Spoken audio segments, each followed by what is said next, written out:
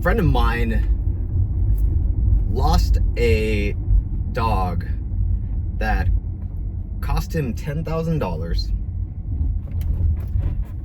and then that dog was an asset that brought him in about $60,000 per year in puppies. The dog is a French Bulldog. It's one of these, it's not a fluffy French Bulldog, although it had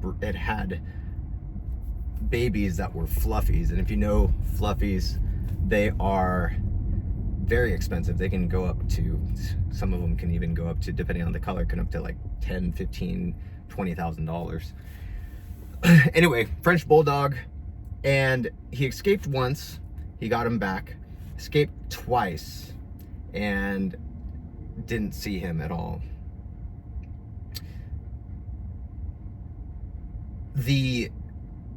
At the same time, he was having issues with his girlfriend, who's essentially his wife, baby mama, and she accused him of a whole bunch of different things. And keep in mind, he is very, very dominant, just very masculine. And she said, well, I'm leaving. She ended up getting a U-Haul truck and all this other stuff, and he basically was like, all right, I'll help you pack, or let me know what you need. It's fine. So all this stuff is happening all at the same time. And I can see that he's stressed out, but the way that he handled it is a way that comes from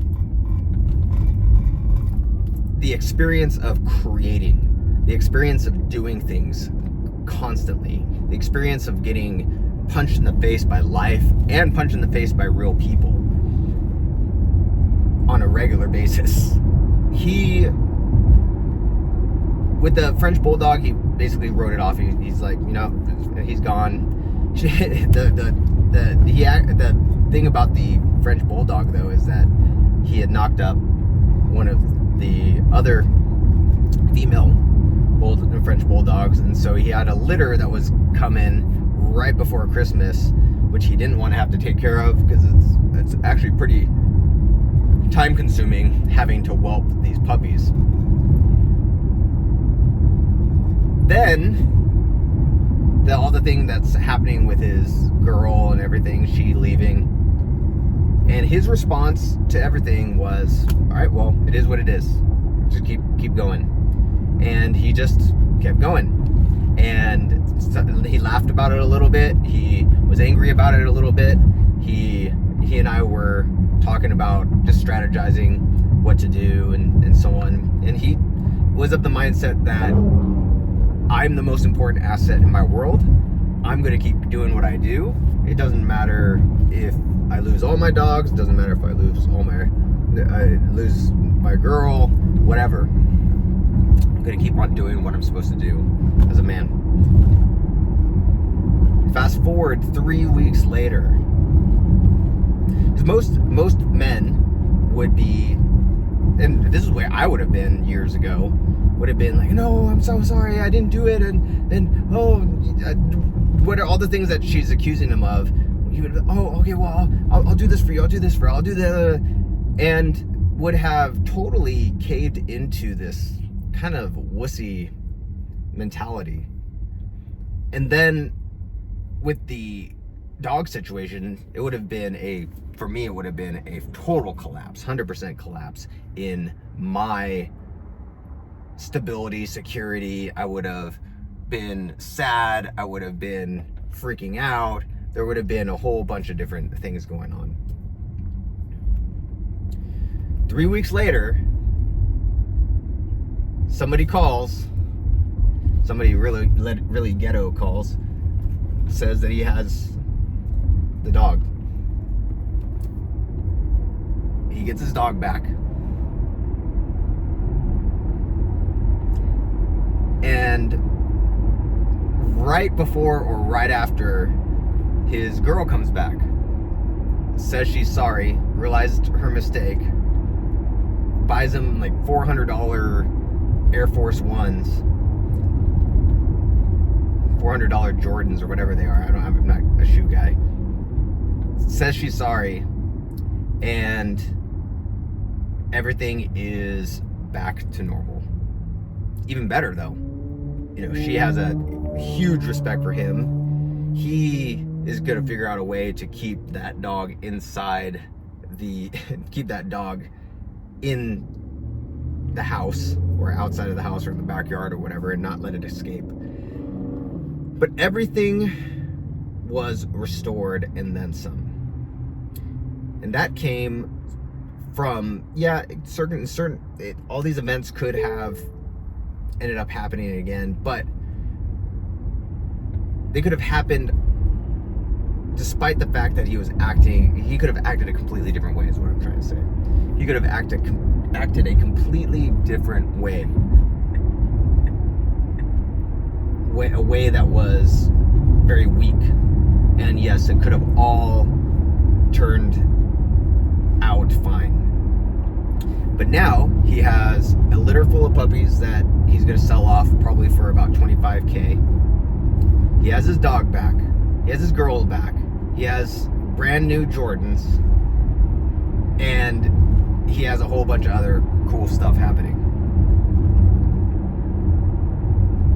And the amount of respect for him from his girl and the amount of respect for him from his friends has absolutely skyrocketed. But that's just the way he is. I mean, to the point where he's just that type of guy. But that is the attitude that you have to have if you're going to be successful in life. If you look at the great entrepreneurs, you look at all of the great business people that actually truly live and enjoy their wealth, a lot of them went through a ton of hard times. They've went through bankruptcies, they lost it all, they've gone through divorces, they've gone through their losses of life, they've gone through a whole bunch of different things. And it's through pushing through those obstacles without crying, without whining, without blaming other people, without using that as an excuse to quit, using that as an excuse to go back to the normal everyday life. They push forward. And when they push forward like that and get out the other side, they're billionaires, or they are really well known, or they live the life that they've always wanted to live. They're no different than you. They're no different than me. The only thing that's different is they chose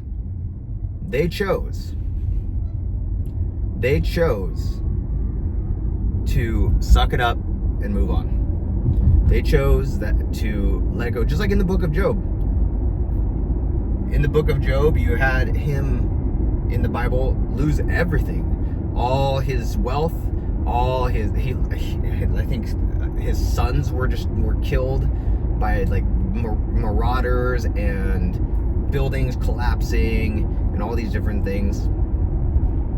His wife was telling him to hate God. He lost virtually everything, and he's like, no, I'm just gonna keep doing what I do. And he kept pushing through with what he did, and eventually he was restored like 100-fold. He had more wealth, he had more wives, he had more children, he had more of everything. It was nuts. It was crazy. That's the way life is. When you start getting challenges, you should be somewhat excited, because how you react to those challenges is how the world is going to reward you. It's how God's going to reward you.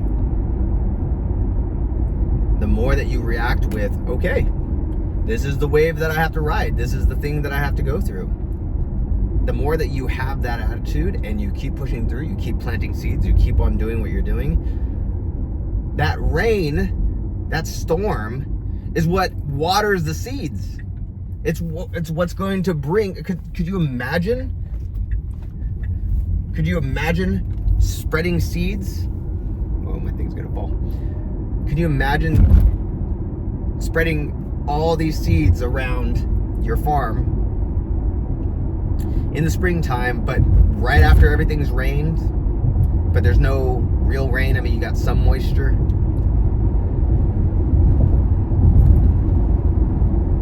So you have to go and water and do the hard work and everything like that. Well, why not plant right now? It's December as of this, and we're starting to get rain. One of the things that I do in my homestead is I start planting seeds, because the storms that come are going to water my seeds. I was walking around my property, and there was some wild arugula. I'm like looking down at the ground, and I'm like, oh man, I have a ton of arugula. I didn't even realize that. And it was because of the rain. Because it was getting watered by itself. I didn't even have to do anything. The storms come. Yeah, they suck. But they're also watering everything way better than I can. And in a rhythm that's way better than I could ever do. It's because it's a natural rhythm. It's nature doing what it's supposed to do. So, that